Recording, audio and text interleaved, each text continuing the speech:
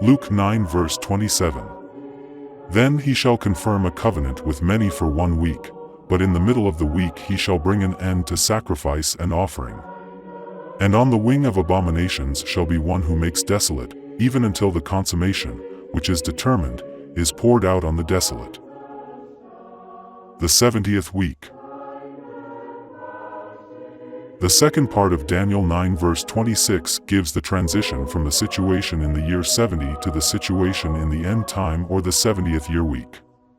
That 70th year week is what we are talking about in Daniel 9 verse 27. During the 70th year week, Israel is back in its land. This is demonstrated by the fact that sacrifices are being made again. There is a temple service again. The "he" of this verse is the prince of the previous verse who will come. It is the ruler of the restored Western Roman Empire, the Fourth World Empire, the United Europe, that gave its power into the hands of a single dictator, the beast from the sea, Daniel 7 verse 3, 7, Revelation 13 verses 1 to 10. It points to the time when the Roman Empire is again present and Israel is again present, and both empires have a ruler. The covenant that he makes firm is the covenant that he, the autocrat of the united Western Europe, will make with the unbelieving mass of the Jews, the many. Seen from the Jewish side, it is a treaty with death, Isaiah 28:15a, 18. The apostate mass of the Israelites will do this to defend themselves and protect themselves against the enemies surrounding them, of which the greatest enemy is Assyria. By Assyria we can understand Syria in an alliance with some other Arab states.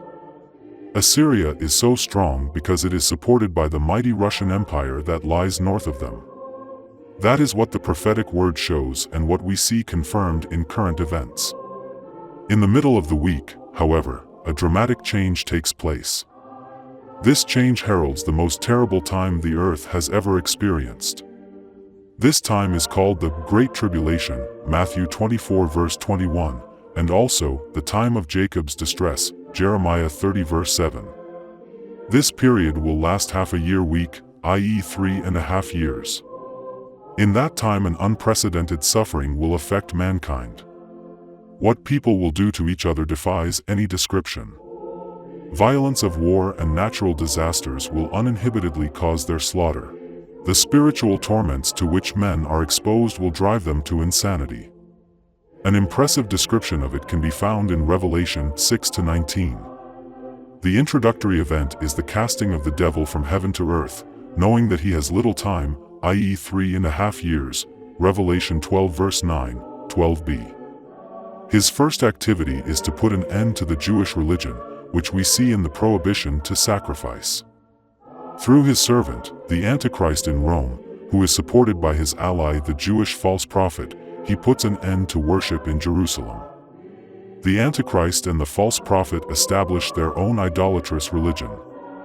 The false prophet will erect an idol of the Antichrist, the beast out of the sea, in the temple, 2 Thessalonians 2:3-4, most likely the court of the temple. This image is intended as protection against the enemies. As a result, the false prophet will propagate the alliance with Western Europe. He will convince the remaining mass of the Jews to expect their salvation from that great power when they are threatened by Assyria and all Arab countries.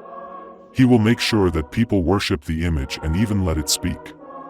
He who withdraws from this mass psychosis and does not worship the beast will be killed, Revelation 13 verse 15. God calls it the wing of abominations. A wing indicates protection and an abomination is an indication for an idol image, Matthew 24:15a. But instead of protection, this abomination will bring destruction to Israel. There will come one who makes desolate, even until a complete destruction, one that is decreed, is poured out on the one who makes desolate. It is an abomination that will lead to destruction, that is God's judgment on the apostates, on the most horrible idolatry that has ever happened.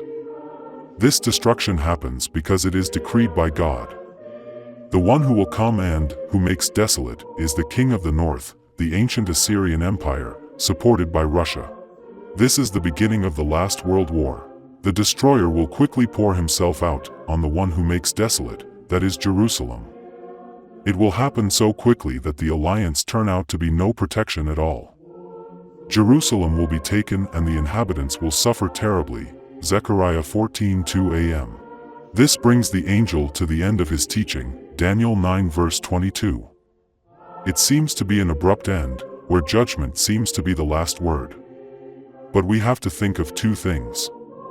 The fact that the explanation about the future ends here means that it is not about the continuation, but about the elaboration of what has been announced. What does it do to me that I know how it will go?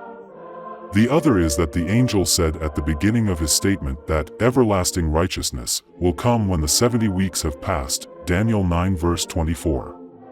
After the judgments follows the glorious kingdom of peace under the reign of the Messiah, the Prince of Peace.